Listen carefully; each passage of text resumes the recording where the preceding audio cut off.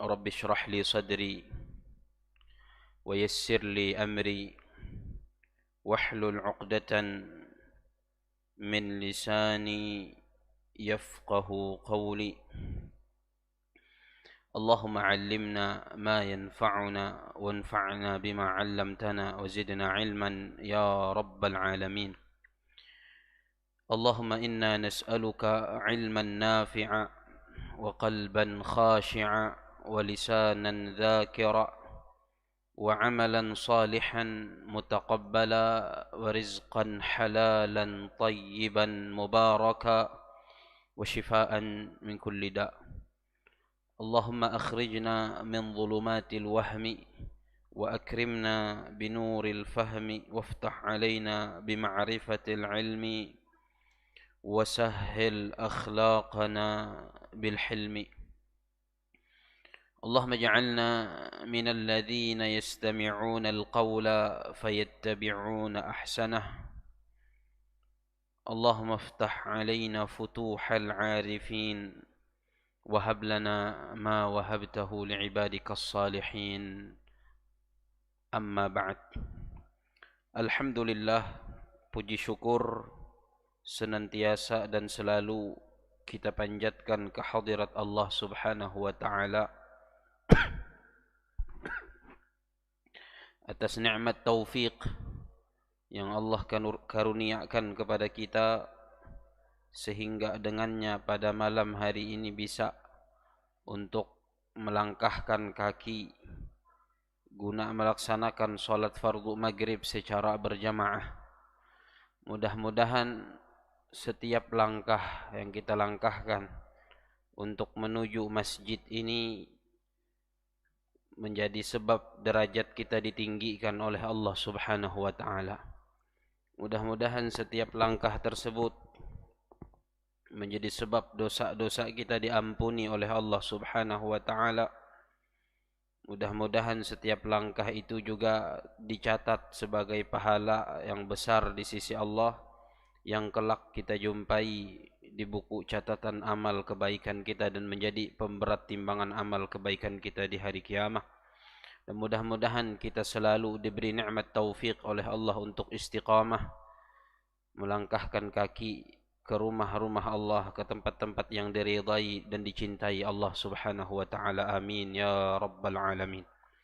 Salawat dan salam mudah-mudahan selalu tercurahkan, terlimpahkan kepada Rasulullah sallallahu alaihi wasallam, kepada keluarga-keluarga beliau, kepada para sahabat beliau serta orang-orang yang senantiasa mengikuti jejak langkah beliau.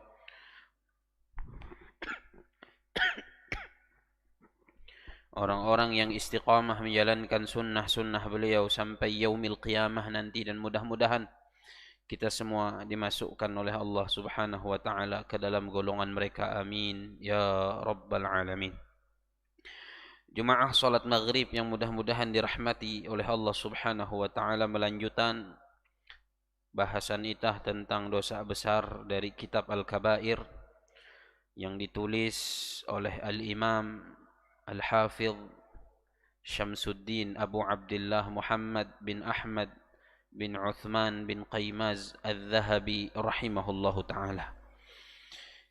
Kita masih sihuang pembahasan tentang dosa besar yang ke-26, yaitu dosa berbuat zalim atau berbuat aniaya kepada orang lain.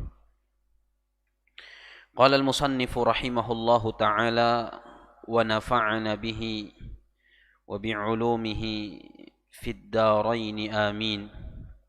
Wa an Abdullah ibn Anis qala sami'tu Rasulullah sallallahu alaihi wasallam yaqul yuhsyarul ibadu yawmal qiyamati hufatan 'uratan ghurlan buhman fayunadihim munadin bisautin yasma'uhu man ba'uda kama yasma'uhu man qaruba anal malikud dayyan la yanbaghi li ahadin min ahlil jannati an yadkhulal jannata aw ahadin min ahlin nari an yadkhulan nara wa indahu madlamatun hatta aqussahu hatta al-latmati fama fawqaha wa la yadhlimu rabbuka ahada. Qulna ya Rasulullah kaifa wa innama na'ti hufatan uratan faqala bil hasanati was sayyiati jazaa'a wa la yadhlimu rabbuka ahada. Musannif rahimahullahu ta'ala mengatakan lanjutan dari pembahasan dosa besar ke-26 tentang dosa zalim. Beliau menukilkan satu hadis dari Rasulullah sallallahu alaihi wasallam yang diriwayatkan oleh Al-Imam Ahmad bin Hanbal, begitu juga Al-Imam At-Tabarani dan Al-Imam Hakim rahimahumullahu ta'ala, dari Sayyidina Abdullah bin Anis radhiyallahu anhu. Beliau berkata, ikuan sahabat Nabi nang itun, sami'tu Rasulullah sallallahu alaihi wasallam yaqul, yaku pigi mahining Rasulullah sallallahu alaihi wasallam bersabda, yuhsyarul ibadu yawmal qiyamati hufatan uratan ghurlan buhman.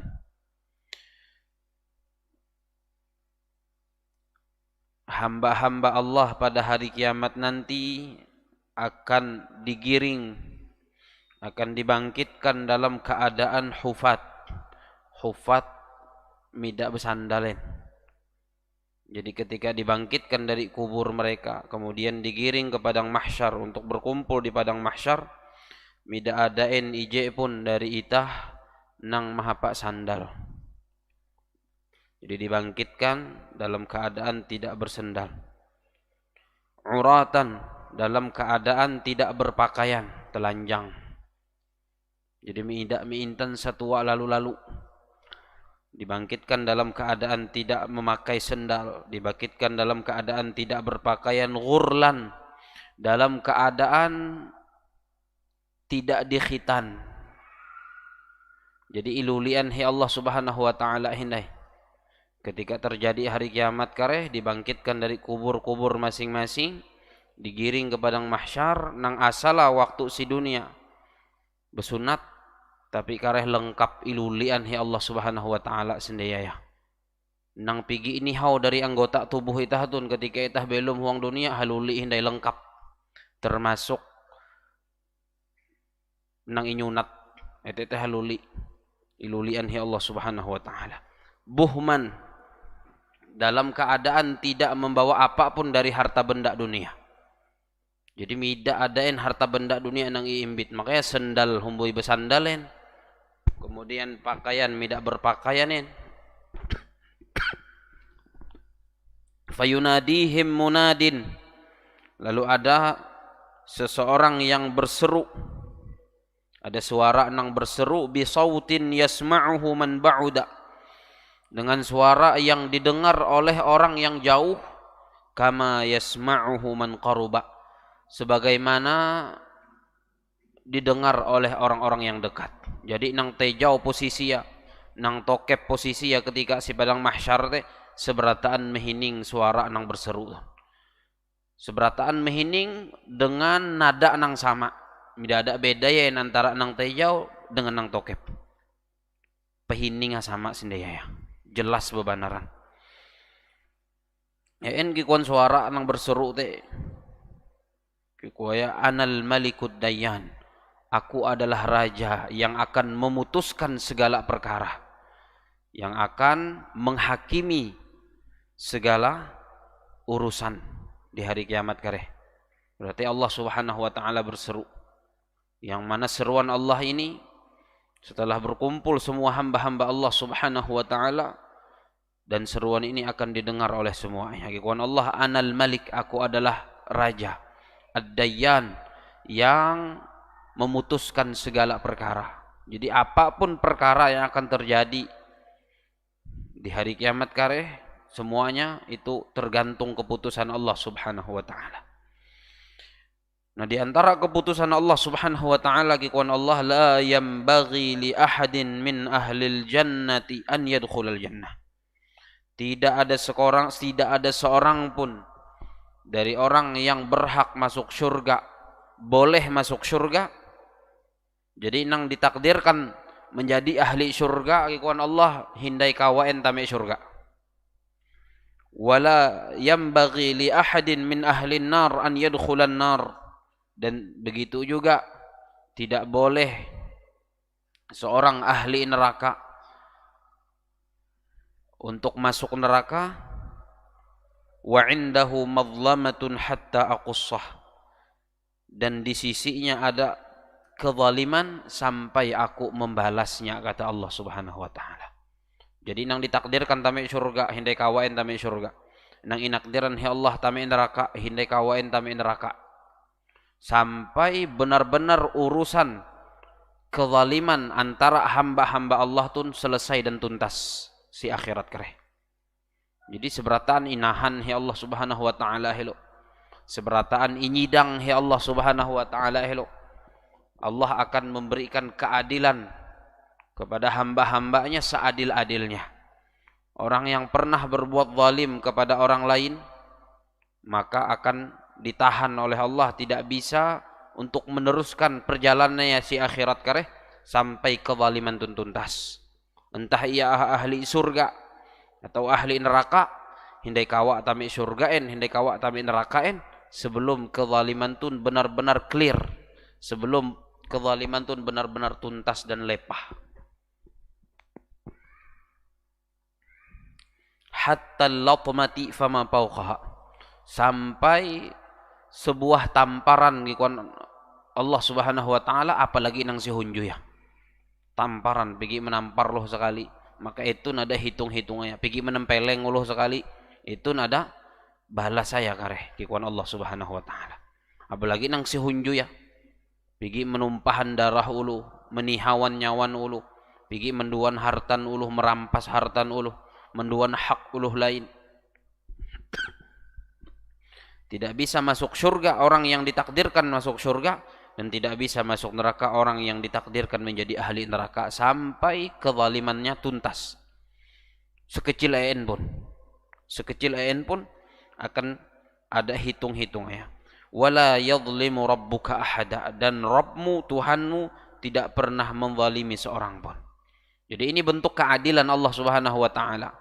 Kalau si dunia misalnya berbuat zalim dengan uluh lain, atau ada uluh lain yang terzalimi, midakawa menduan hakka, midakawa membalas uluh nang berbuat zalim dengan iya, maka kareh sehari kiamat pengadilan Allah mida ada nang kawa lolosin, mida ada nang kawa hadarien dari pengadilan Allah, mida ada nang kawa bekulimen dari pengadilan Allah Subhanahu wa taala. Dan itulah bentuk keadilan Allah. Allah tidak berbuat zalim kepada seorang pun. Qulna, lalu para sahabat berinsek dengan Rasulullah sallallahu alaihi wasallam. Jadi ketika Rasulullah menyampaikan hadis itu tentang Allah berseru pada hari kiamat bahwa mida ada nang kawa tame surga, mida ada nang kawa nawe nerakaen sampai kezaliman tuntas. Para sahabat si benaka berfikir kehampi ya membayar perbuatan zalim tu dengan uluh nang pigi dizalimi. Antam bayangan-bayangan lain masih dengan harta benda dunia, maka elen beinsek dengan Rasulullah sallallahu alaihi wasallam gikuan elen, ya Rasulullah, kaifa, wahai Rasulullah, bagaimana menuntaskan kezaliman si akhirat kareh. Sementara gikuan elen, wa innama na'ti hufatan urat, kita nanti datang ke akhirat di hari kiamat ke padang mahsyar dalam keadaan tidak bersendal, tidak memakai sendal, dan juga tidak berpakaian, dalam keadaan telanjang. Sandal gin mida mahapain wahai Rasulullah, tapi baju gin mida mahapain, hendak hapain membayar harta nuluh nang pigi induan bihin, atau hendak dengan naen membalas perbuatan zalim nang pigi ilakuan bihin. Sementara itah dumah marakan mida bahata satuain gikuan para sahabatun beinsek. Lalu faqal, kikuan Rasulullah sallallahu alaihi wasallam menjawab pertanyaan para sahabat, bil hasanati was sayyiati jazaan, dengan kebaikan-kebaikan dan keburukan-keburukan sebagai balasannya.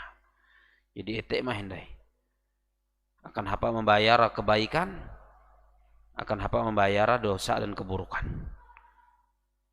Dengan diberikan kebaikan orang-orang yang zalim itu kepada orang yang terzalimi, orang yang dia zalimi, atau dengan dosa-dosa orang yang zalimi. Ete ikon Rasulullah sallallahu alaihi wasallam cara menuntaskan kezaliman itu pada hari kiamat. Wala yadhlimu rabbuka ahada, dan Rabbmu, Tuhanmu tidak pernah menzalimi seorang pun. Maka itu hadis-hadis model itu mesti mahu itah miceh bahwa akan ada pengadilan Allah nang itah minta kawa lepasen dari itu. Pasti seberataan akan inyidang he Allah sekecil pun perbuatan zalim itah. Elam dengan manusia, dengan binatang pun, dengan hewan pun akan dibalas oleh Allah Subhanahu wa taala. Makanya ada hadis ketika Rasulullah sallallahu alaihi wasallam menyebutkan seorang perempuan uluh bawi. Kikuan Rasulullah dakhalat imra'atun an-nara fi hirrah. Seorang perempuan masuk neraka karena seekor kucing. Gara-gara ije kungan pusak tame neraka. Pusak kan binatang mah. Nang inggawi dengan pusak tuh. Kikuan Rasulullah sallallahu alaihi wasallam la hiya at'amatha wa saqatha idh hiya habasatha.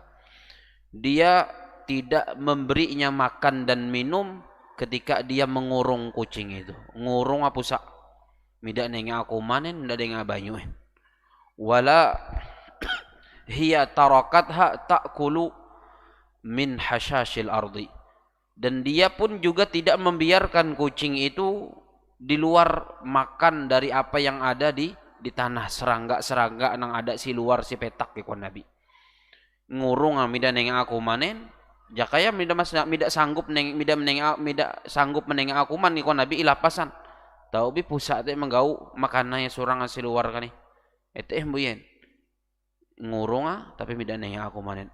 Balas saya tame neraka ikon Rasulullah. Itu dengan pusak budas. Ije kungan pusak.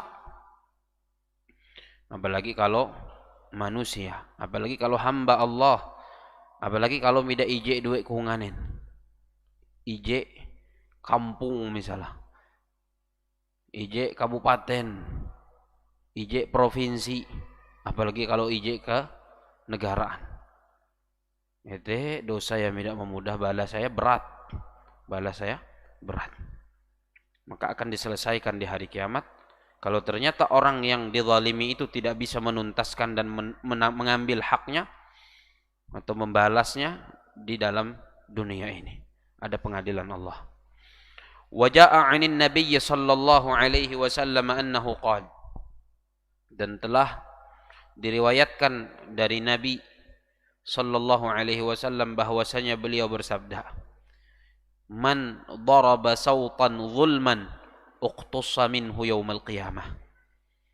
Kikuan Rasulullah, barang siapa yang memukul orang lain dengan cemeti, dengan cambuk, mencatuk uluh, zulman secara zalim, uqtussa minhu yaumal qiyamah, maka akan dibalas darinya pada hari kiamat nanti.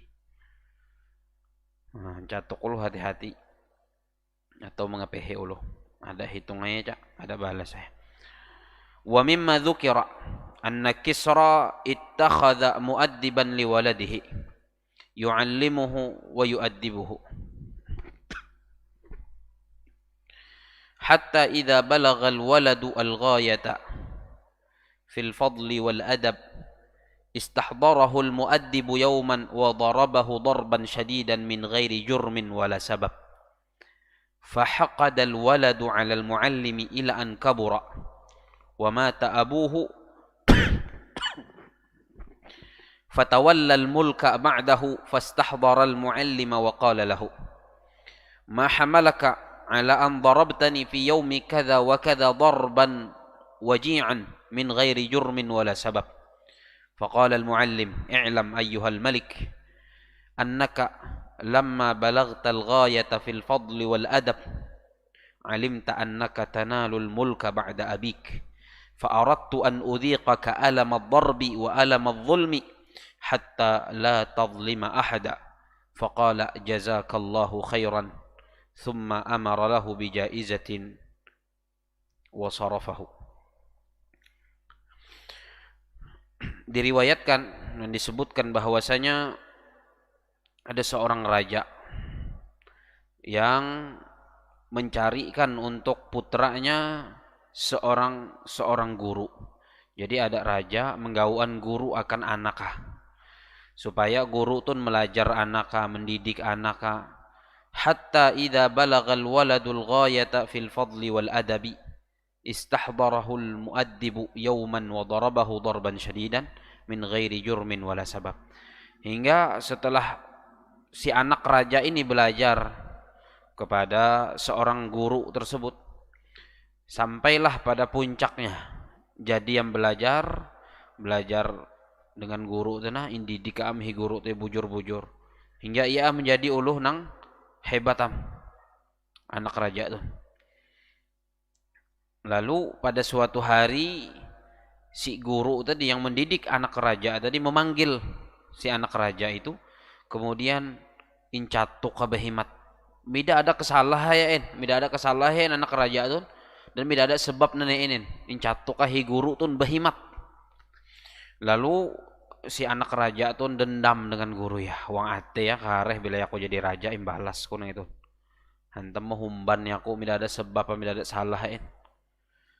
Fahaqadal waladu 'alal muallim. Lalu ia dengki dengan guru ya sampai si anak raja itu dewasa, besar, dan bapak mate ia putra mahkota. Fatawallal mulka ba'dahu. Lalu si anak nang etena karena ia putra mahkota menjadi raja setelah bapak meninggal, setelah bapak mati. Setelah si anak tuh menjadi raja, imanggila guru ya teh. Lalu ki koya be insek nang mahawi dika tun mencatuk kula ingat andau etun waktu sekian dika mencatuk kula behimat bebanaran. Nang mahawi dika mencatuk kula padahal kula mida melakukan kesalahan mida ada sebabin dika tun maka mencatuk kula behimat. Lalu kikuan guru ya i'lam ayyuhal malik, ketahuilah wahai baginda raja. Hantam anak tu jadi raja. Ketahuilah wahai baginda raja, annaka lamma balagtal ghayah fil fadli wal adab, bahwasanya engkau ketika sudah sampai pada puncak ilmu dan pendidikan. Kikuan si guru teh, alim tu annaka tanalul mulka ba'da abik, aku yakin betul bahwa engkau yang akan menggantikan ayahmu setelah engkau menempuh pendidikan, lalu engkau menjadi orang yang terdidik dan berpendidikan. Ya aku yakin betul bahwa engkau nang impersiapan hi bapakmu untuk mengganti ia. Dan memang dan andau tu engkau juga menjadi raja. Andau tu engkau menjadi raja am kikuan guru ya. Fa aradtu an udhiqaka alamad darbi wa alamad zulmi hatta la tadlima ahadan. Maka bihin waktu yaku mencatuk ikau behemat, yaku hendak mahawi ikau supaya ikau ketahuan kahampia rasaya kana catuk kepehe, kahampia rasaya kalau inzalim uluh lain. Ikau incatuk ketika yaku sedang berbuat zalim dengan ikau, maka supaya ikau ketahuan bahwa kana catuk ti kepehe dan terzalimi te kepehe. Itu nang hendak ilajaran ku mara ikau. Hantamein maka aku perlu melajaran itu mara ikau ikon guru ya. Hatta la tadlima ahadan, supaya kareh ketika ikau menjadi raja, ikau mida gampang-gampang berbuat zalim dengan uluh lain. Hantau ikau ketawamu kepehe ya kana catuk. Ikau ketawamu kepehe ya kana aniaya. Ikuan si guru teh. Jadi ternyata tujuan si guru tuh mencatuk murid tadana supaya kareh ketika murid tun menjadi raja, menjadi pemimpin, tidak menjadi pemimpin yang zalim, tidak menjadi pemimpin yang semena-mena dengan rakyat. Hantam ia ketawa ya kepehe. Tapi kalau uluh tidak ketawa ya kahampia kepehe, kahampia terzalimi, maka akan sangat mudah ia menzalimi uluh lain. Akan sangat gampang ia mengepehe uluh lain. Lalu kikuan si murid tun nang jadi raja amtana jazakallahu khairan, semoga Allah memberimu balasan kebaikan. Summa amara lahu bijaizatin, lalu diberi hadiah si guru tadi oleh si raja yang tadi adalah murid dari guru itu. Wa minadh dhulmi akhdhu malil yatim. Dan di antara perbuatan zalim, cikuan beliau adalah mengambil harta anak yatim, menduan harta anak yatim. Dan kita pernah menyampaikan Cak bahwa menduan harta anak yatim itu adalah perbuatan dosa besar khusus, ada pembahasan khusus dan sudah lewat. Dan kita sampaikan juga bagaimana ancaman Allah di dalam ayat-ayat Al-Qur'an dan juga ancaman-ancaman Nabi Muhammad bagi uluh nang mengkinan hartan anak yatim, menduan hartan anak yatim. Kemudian si hetun diulangi hindai oleh Al-Imam Az-Zahabi, ikon beliau menduan hartan anak yatim itu termasuk perbuatan zalim. Artinya ketika orang itu mengambil harta anak yatim, memakan harta anak yatim, sekaligus menggawi dua dosa. Sekaligus menggawi dua dosa. Dosa menduan harta anak yatim dan itu adalah kezaliman, Cak. Dan itu adalah kezaliman. Dan balas saya, ancaman Allah Subhanahu wa taala dalam Al-Qur'an sangat berat. Ikhwan, Allah Subhanahu wa taala uluh nang kuman harta anak yatim secara zalim, sesungguhnya dia memasukkan api ke dalam perutnya. Kuman apui si huang tenai. Kuman apui. Maka perlu berhati-hati. Wa fi riwayatin, dan di dalam riwayat lain atau sebelum, wa taqaddama hadits Muadz bin Jabal, dan telah lewat hadis dari Sayyidina Muadz bin Jabal, hina qala lahu Rasulullah sallallahu alaihi wasallam, ketika Rasulullah sallallahu alaihi wasallam bersabda kepada Sayyidina Muadz bin Jabal, ikon Rasulullah, wattaqi da'watal mazlum, dan takutlah engkau terhadap doa-doa orang-orang yang terzalimi. Itu ketika Rasulullah mengutus Sayyidina Muadz marak Yaman untuk berdakwah. Salah satu pesan Nabi Muhammad, ikon Nabi Muhammad, wahai Muadz, hati-hati dengan doa-doa Allah terzalimi.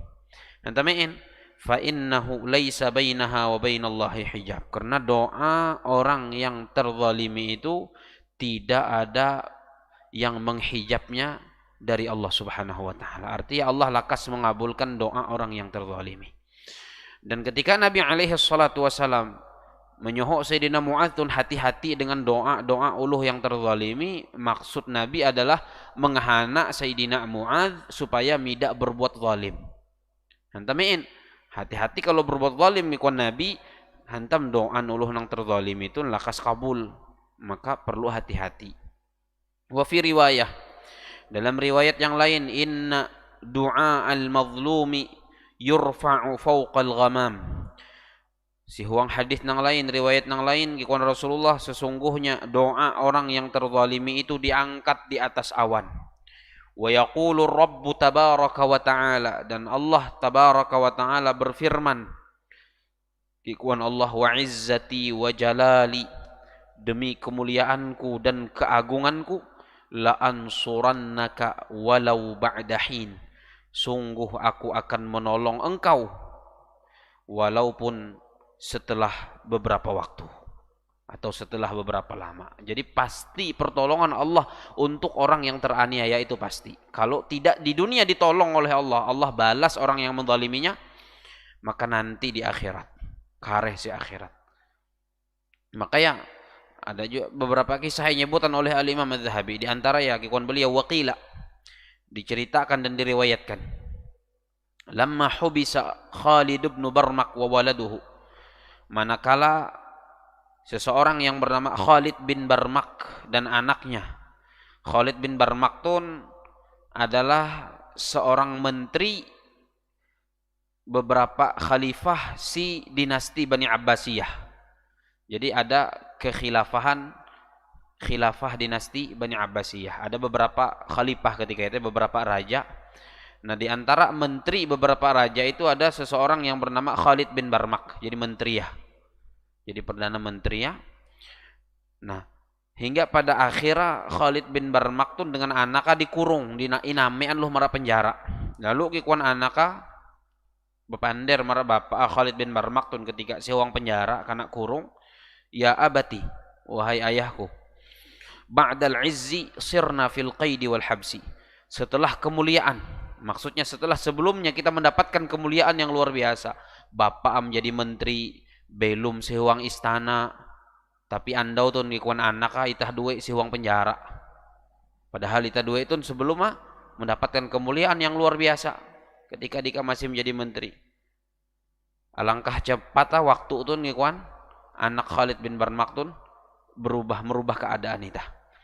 Lalu ngikuan bapak faqal, ngikuan bapak ayah bunai, wahai anakku, da'watul mazlum sarat bilailin ghafalna anha walam yaghfalillahu anha.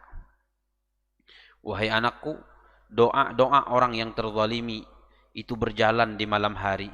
Mungkin kita lupa dengan doa itu, tetapi Allah tidak pernah lupa dengan doa orang yang terzalimi.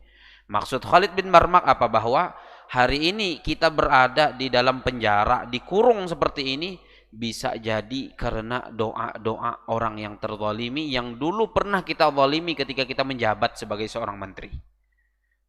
Dan doa itulah yang kemudian membuat kita hari ini berada di sebuah penjara dan dikurung di dalam penjara.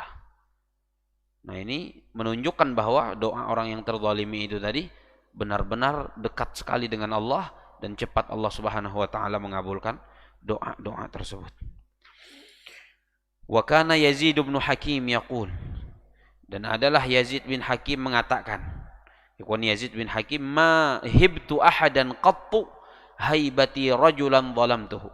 Aku tidak pernah takut kepada seorang pun seperti aku takut kepada seseorang yang pernah aku zalimi. Jadi kikuan Yazid bin Hakim nang paling yaku miceh de adalah uluh nang pigi ianiayaku. Ete nang paling menjadi kacicehku.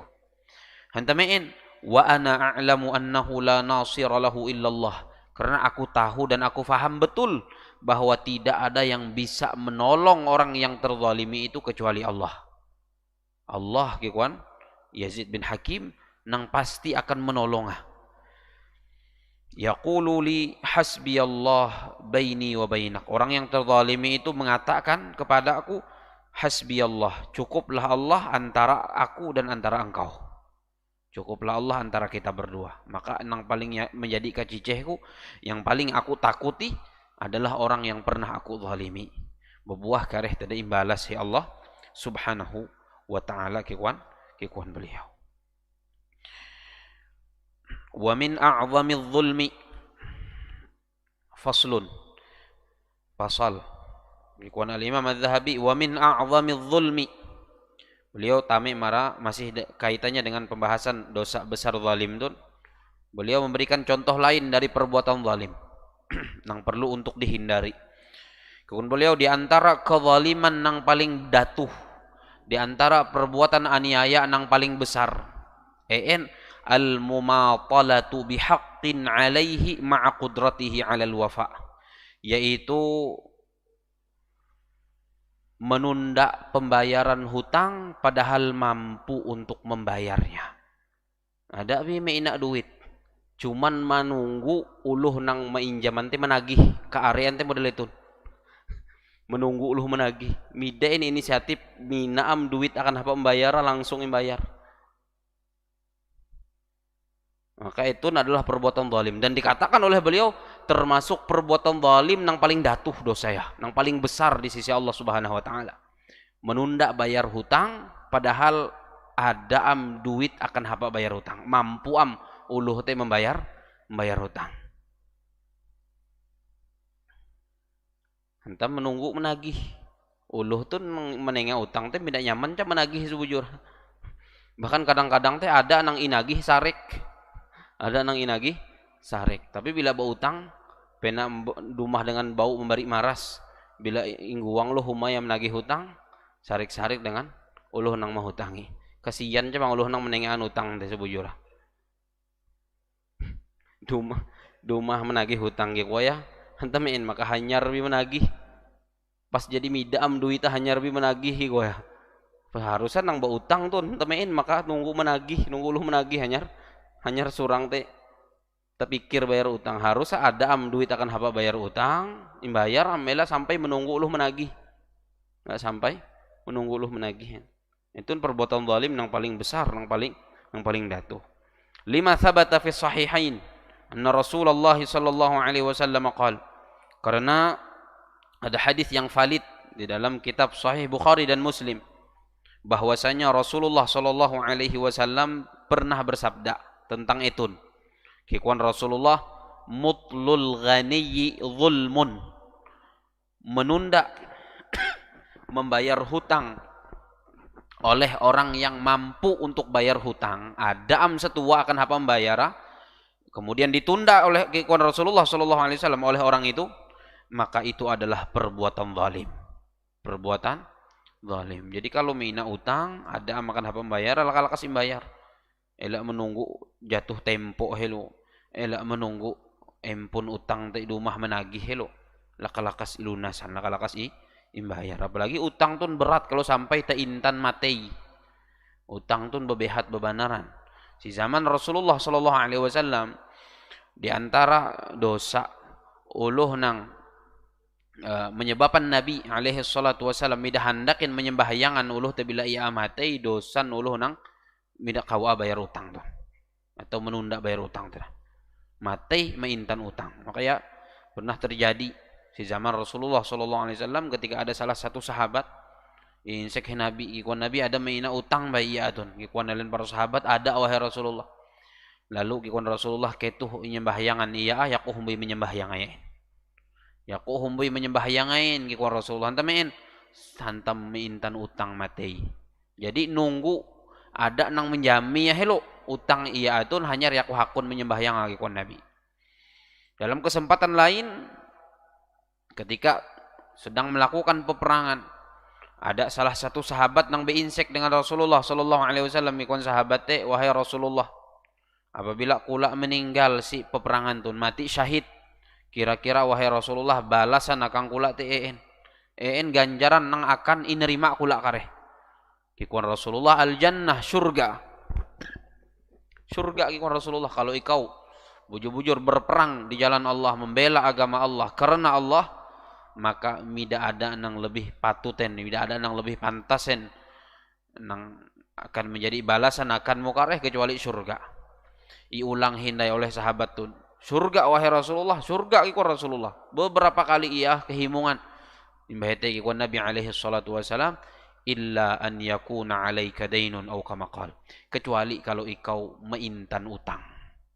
Mati syahid si peperangan, tapi ikau mina utang hindai lunas, ikau mati syahid, ikau hindai kawain tami surga ikut Nabi Muhammad. Tergantung hindai kawain tami surga sampai utang dilunasi. Berarti kalau tidak ada nang melunasi hutang ya mati itu na. Mida harapan tami surga gara-gara utang. Makanya perkara utang tuh perkara nang sangat berat. Jangan isut-isut berutang. Isut-isut berutang. Perlu setua isut berutang. Mun kira-kira mida mati ente mida usah berutangin. Mun mida mati kelauanin. Nang perlu mah.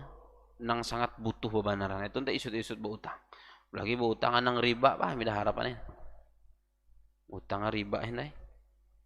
Jadi itu termasuk perbuatan zalim, bahkan dikatakan min a'zamiz zulmi. Termasuk perbuatan zalim yang paling berat, yang paling besar. Wa fi riwayatin, di dalam riwayat yang lain, kata Rasulullah, layyul wajidi zulmun yuhillu 'irdahu wa 'uqubatahu, ay yuhillu shikayatahu wa habsahu. Di dalam riwayat lain, kata Rasulullah SAW bersabda, orang yang mampu untuk bayar hutang tapi dia menunda bayar hutang, itu adalah perbuatan zalim yang menyebabkan boleh untuk dilaporkan perbuatan itu, dan juga boleh untuk menghukum orang yang menunda-nunda bayar hutang teh. Jadi gara-gara menunda bayar hutang tuh dikon Nabi Muhammad tahu bi nang empun gawian menunda bayar hutang teh nah ingisahan aibah. Gara-gara ia meda bayar hutang, laporan mara uluh nang berwenang hantam ia meda bayar hutang padahal mampu. Dan juga orang yang berwenang boleh untuk menahaya. Nah, itu mestinya menjadi salah satu pelanggaran cak mestinya menunda bayar hutang, nangkap ngurung sampai ia bayar hutang kalau ia mampu. Tidak mampu itu lain kisah ini. Tidak mampu itu mampu. Itu termasuk perbuatan zalim yang paling besar dan berat. Faslun. Wa minadh dhulmi an yadhlima al-mar'ata haqqaha min sadaqiha wa nafaqatiha wa kiswatiha wa huwa dakhilun fi qawlihi sallallahu alaihi wasallam layyul wajidi dhulmun yuhillu 'irdahu wa 'uqubatahu. Pasal, dan di antara perbuatan zalim adalah seseorang menzalimi istrinya, menzalimi hak sawaya. Entah min sadaqiha, berbuat zalim kepada istrinya tidak membayarkan maharnya, itu berkaitan kalau ketika nikah ete mahar ba utang ikong kula ando ete. Mahar ba utang hantam tahu bi. Mahar ba utang atau mas kawiya ba utang. Nah, kalau dizalimi oleh si suami tidak dibayarkan maharnya ini, maka si suami sedang berbuat zalim kepada istrinya. Dan ini termasuk si hadis nangandau, menunda bayar hutang bagi orang yang mampu untuk bayar hutang ikon Rasulullah zulmun, perbuatan zalim. Tamek sehete ikon al-Imam Az-Zahabi. Kan maharana bahutang. Kemudian ketika bani itu kareh mampu tapi bila bayar cak utang maharatun si perjalanan berumah tangga deh, maka itu adalah perbuatan zalim ya. Perbuatan zalim. Wa nafaqatiha, begitu juga seorang laki-laki menzalimi perempuan tidak memberikan nafkah kepada istrinya. Nyuhu asawe ya nam go duit. Nah, lalu kacuk na itu. Iya mengetek masih mama insaf rokok. Menter betiru sadang waktu yakuman marak WC. Itu bahaya ante zalim. Zalim, perbuatan zalim. Berbuat zalim, tidak menafkahi istrinya, padahal kewajiban memberi nafkah itu adalah kewajiban seorang suami, bukan kewajiban istri. Enggak menafkahi itu kewajiban seorang suami. Kalau ada si suami yang menikahi seorang perempuan kemudian tidak diberi nafkah, neng aku manen misalkan, maka itu zalim. Itu zalim dan akan dimintai pertanggungjawaban di hadapan Allah. Wa kiswatiha, begitu juga pakaiannya, pakaian istri. Itu kalau ada uluh hatuwe nang mida menengak pakaian kepada sawaya, pakaian yang layak dipakai, maka itu perbuatan zalim juga. Ikon beliau dakhilun fi qaulihi sallallahu alaihi wasallam, masuk ke dalam sabda Rasulullah sallallahu alaihi wasallam, layyul wajidi zulmun, menunda pembayaran hutang padahal sudah mampu untuk bayar hutang, itu adalah perbuatan zalim. Wa 'an Ibnu Mas'ud radhiyallahu anhu qala yu'khadhu bi yadil 'abdi aw al amati yawm al qiyamah fayunada bihi 'ala ru'usil khalaiq hadha fulan ibn fulan man kana lahu 'alayhi haqqun falyati ila haqqihi qala fatafrahu al mar'atu an yakuna laha haqqun 'ala abiha aw akhiha aw zawjiha. ثم قرأ فلا أنساب بينهم يومئذ ولا يتساءلون قال فيغفر الله من حقه ما شاء ولا يغفر من حقوق الناس شيئا فينصب العبد للناس ثم يقول الله تعالى لأصحاب الحقوق أؤتوا حقوقكم قال فيقول الله تعالى للملائكة خذوا من أعماله الصالحة فأعطوا كل ذي حق حقه بقدر طلبته فإن كان وليا لله وفضل له مثقال ذرة ضاعفها الله تعالى له حتى يدخله الجنة وإن كان عبدا شقيا لم يفضل له شيء فتقول الملائكة ربنا فنيت حسناته وبقي طالبوه فيقول الله خذوا من سيئاتهم فأضيفوها إلى سيئاته ثم صك له صكا إلى النار. Dari Sayyidina Abdullah bin Mas'ud radhiyallahu taala anhu, beliau berkata, ikon beliau diseret seorang hamba laki-laki atau hamba perempuan pada hari kiamat. Lalu dipanggil, diseru di depan seluruh makhluk-makhluk Allah.